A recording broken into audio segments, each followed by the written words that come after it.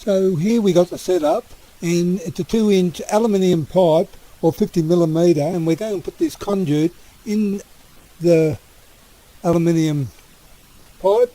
We'll turn the heat gun on and we'll put the conduit in, making sure that it doesn't go too far next to the heat gun, otherwise it'll scorch the end. And what we're going to do now is just put it in, turn it around.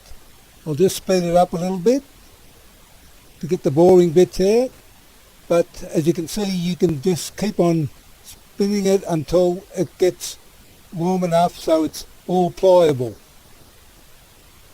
Like that. I'll turn it off, it's ready to go. And what we've done, we got 4 pads there, approximately 10mm thick, so to have the correct thickness of the conduit for what we need it for. So we put the conduit on the board like this, then we get a heavy board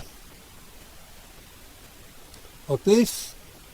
So we stand on this for about 2 minutes. 2 minutes have gone by, and you'll see that we've got a nice flat, even thickness conduit. And well, I suppose that's about it.